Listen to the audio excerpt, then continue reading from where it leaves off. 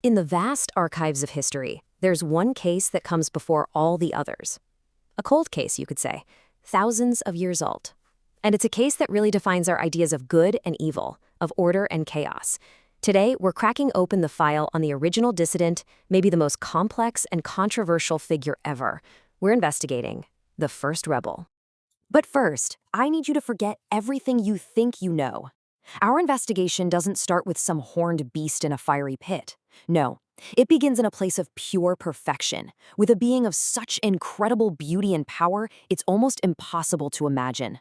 Before the monster, before the fall, there was the masterpiece. And that gets us to the heart of it, right? Who was this being, really? And what was the actual crime that led to such a total, catastrophic fall from grace? To answer that, we've got to sift through the evidence, look at the competing accounts, and weigh two profoundly different stories. Okay, let's dive right in by looking at what you might call the official account. We're going to build a profile of our subject based on the primary sources to see what he was like before everything went wrong. So, the initial reports? They're unanimous. The subject, known as the covering cherub, was the absolute pinnacle of creation. And we're not talking about just any angel here. This was a guardian of the divine throne itself, one of the highest beings in existence. The text from Ezekiel calls him perfect in beauty, flawless in his ways. So that's our starting point, a being with literally no flaws, no sin, standing right at the center of all celestial power. So, what happens? I mean, how does a flawless being commit the very first crime? Well, the official record points to a single corrosive act. And it wasn't an open declaration of war, not at first. It was something way more insidious. A crime of words. A case of celestial slander. Now, this is where the case gets really interesting. There's a key piece of linguistic evidence. The original Hebrew text uses this word rakola to describe what he did wrong. Now, for centuries, this was just translated as trade or traffic, which honestly is kind of confusing. How does being a heavenly merchant make you evil? But the root of the word, rakal, means to go about from one to another, either for trade or for gossip. The evidence strongly suggests the charge wasn't commerce, it was character assassination. And this image, it just perfectly illustrates the modus operandi. He didn't raise a sword, he planted a seed of doubt. The profile that starts to emerge is of a master manipulator, moving quietly through the heavenly courts, going from one angel to the next, just whispering questions, suggesting flaws in the divine plan, and slowly, subtly, undermining the very fabric of trust in the universe.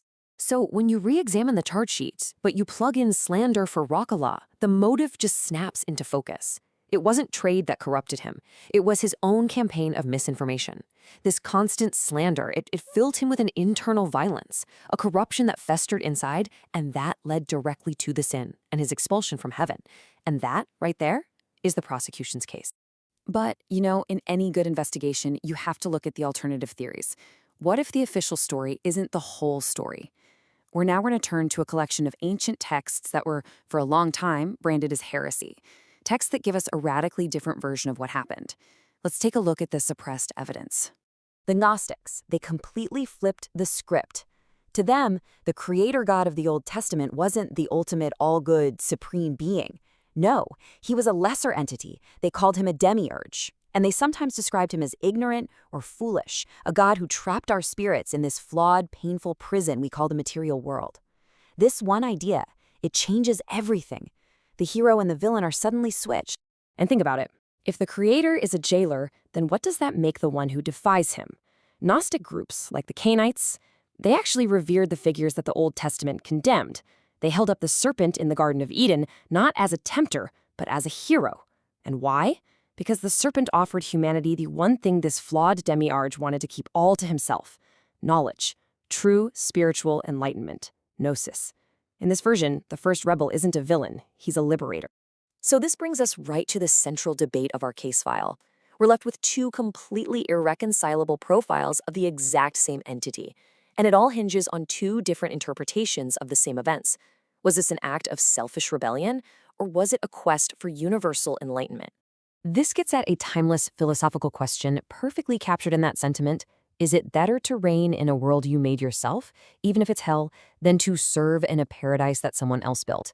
This is the core of the conflict. What's more valuable? obedience to a perfect divine order, or the freedom to choose your own path, to seek your own knowledge, no matter what the consequences are. So let's put these two psychological profiles right next to each other. On one side, you have the narcissist. His motive? Pure pride and jealousy. His crime? Slander against a perfect God. His goal was to usurp power, and the result was the birth of evil itself. But on the other side, you have the revolutionary. His motive? The defense of free will, the quest for enlightenment. His crime was a justified rebellion against a flawed creator. His goal was to give knowledge to others, and the outcome was the beginning of human liberation. And listen, this isn't just some dusty, ancient theological debate. This dual identity, this archetype of the rebel, it continues to shape philosophy and spiritual beliefs right up to this very day. This case is far from closed. Today, we can actually see this split reflected in the difference between two philosophies that people often get confused. Luciferianism really carries on that Gnostic tradition. It sees Lucifer not as an evil being to be worshipped, but as a symbol, a guiding light, a bringer of knowledge for humanity.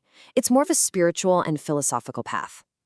Satanism, on the other hand, especially modern atheistic Satanism, focuses more on the figure of Satan as the ultimate adversary, a symbol of rebellion against arbitrary authority, and a celebration of our carnal, material world. And if we look at the core beliefs of modern Luciferianism, what we're really seeing is the revolutionary profile in its evolved form. The focus is all on pursuing knowledge, believing in yourself, and having a profound respect for free will. But, and this is crucial, also accepting the full consequences of your choices. It's that Gnostic idea of liberation, just repackaged for the modern age. So we're left right back where we started, with a fundamental question. The evidence has been laid out, from the official accounts of slander and pride to the Gnostic counter-narrative of liberation and knowledge. So what is this story, really? Is it a simple case of cosmic narcissism gone horribly wrong? Or is it a far more complex, timeless myth about the true cost of knowledge and the impossibly high price of freedom? The file remains open. The verdict is yours.